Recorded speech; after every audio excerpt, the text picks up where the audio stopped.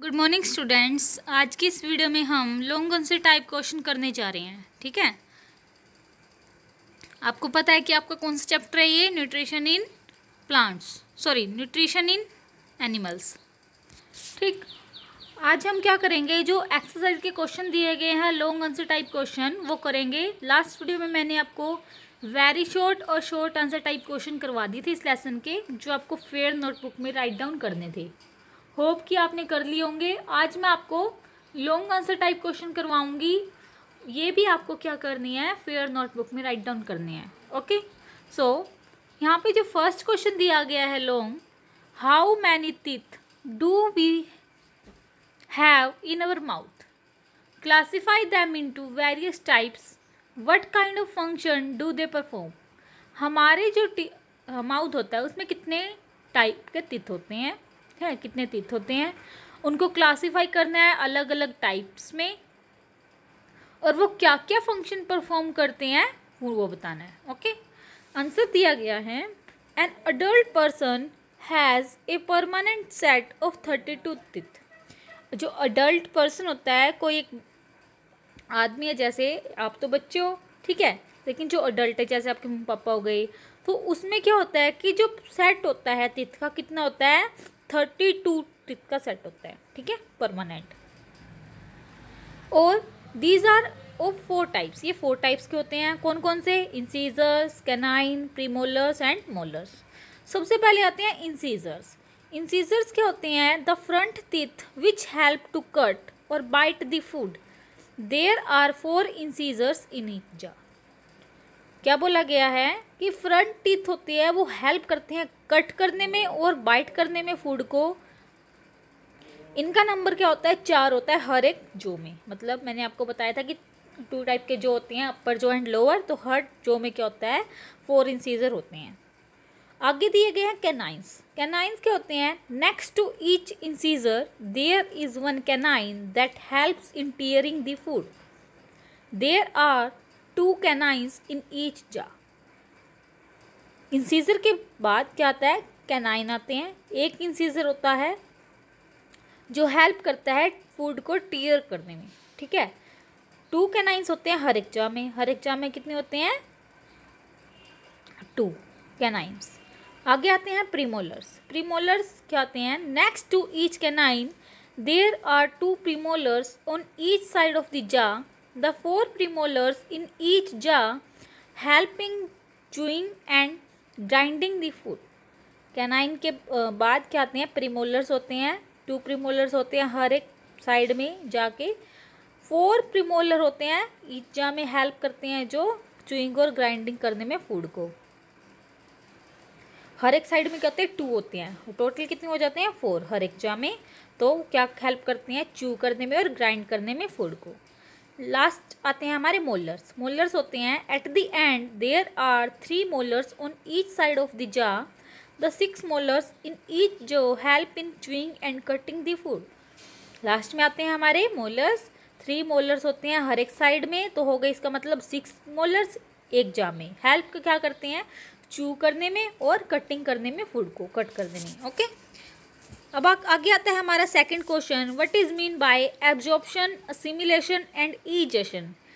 आप absorption, assimilation और egestion से क्या समझते हैं उसकी डेफिनेशन देनी है। आंसर है एब्जॉर्प्शन। सबसे पहले, in the process of digestion, absorption is the step in which the soluble molecules present in the food are passed into the body fluids like blood. Digestion के प्रोसेस में absorption क्या है? एक step है जो क्या करता है, सोल्यूबल मॉलिक्यूल्स प्रेजेंट होते हैं फूड में, उनको पास करता है बॉडी फ्लूइड्स लाइक ब्लड में। ह्यूमन बींग्स में एब्जॉर्प्शन होता है कहाँ पे? स्मॉल इंटेस्टाइन में। आगे आता है एसिमिलेशन। एसिमिलेशन क्या होता है? The process in which the absorbed food is used for the growth and producing energy is called assimilation.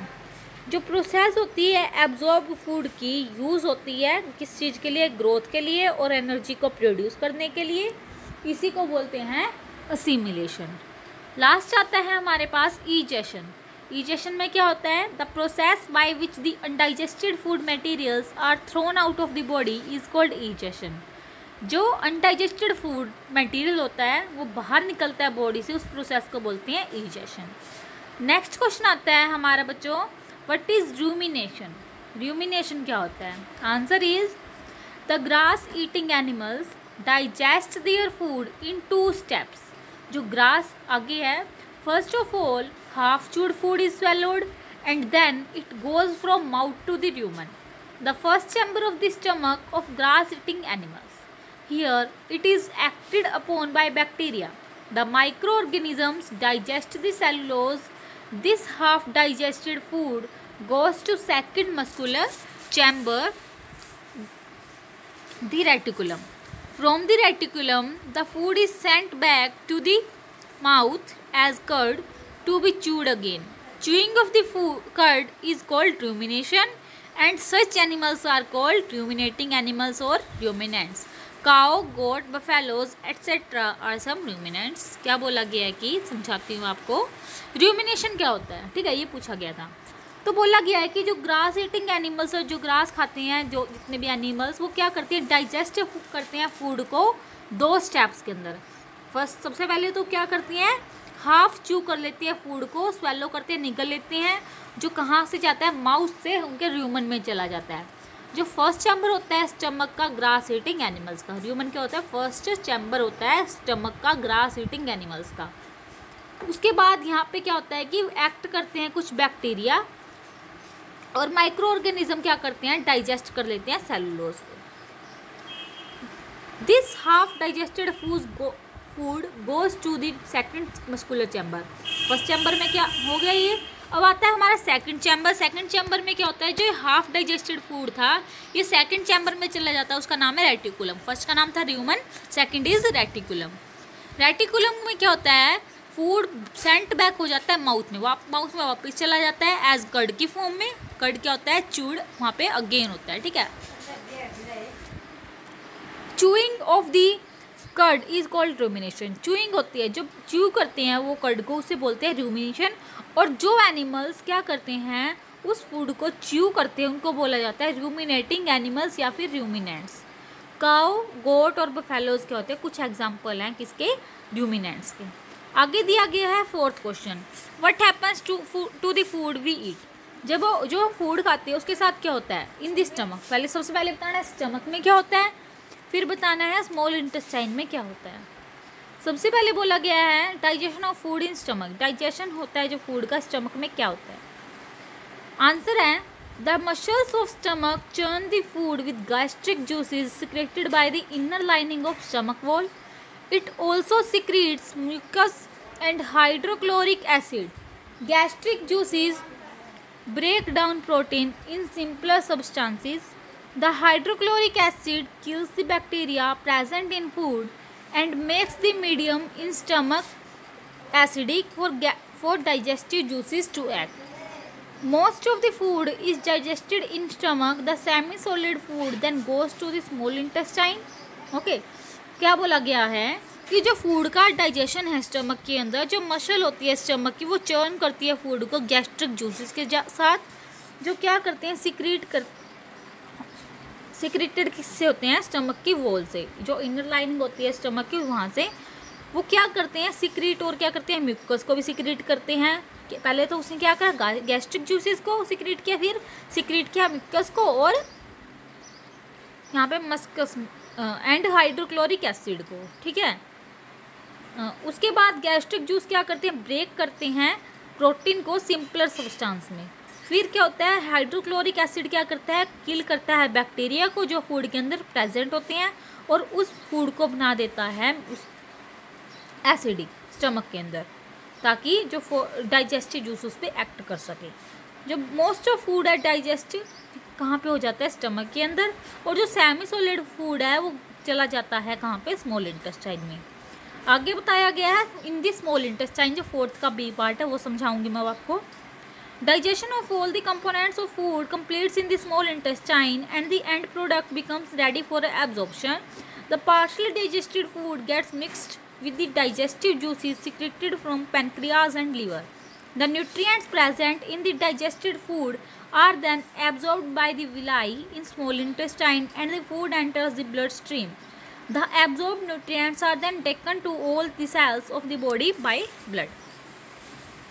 क्या बोला गया है कि जो डाइजेशन है फूड का स्मॉल इंटेस्टाइन में कंप्लीट होता है स्मॉल इंटेस्टाइन में, ठीक है। एंड प्रोडक्ट रेडी हो जाता है किस चीज़ के लिए, एब्जॉर्प्शन के लिए।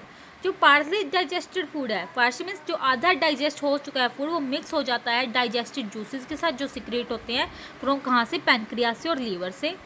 न्यूट्रिएंट जो प्रेजेंट होते हैं डाइजेस्टेड फूड में फिर वो एब्जॉर्ब कर लेती है विलाई स्मॉल इंटेस्टाइन में और फूड एंटर कर जाता है ब्लड स्ट्रीम में, ओके।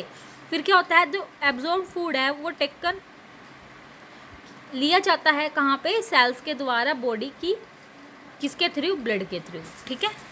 आगे दिया गया है हमें फिफ्थ क्वेश्चन। फिफ्थ क्वेश्चन में बताया गया है, क्वेश्चन है how does N amoeba get food. Amoeba अपना फूड कैसे लेता है।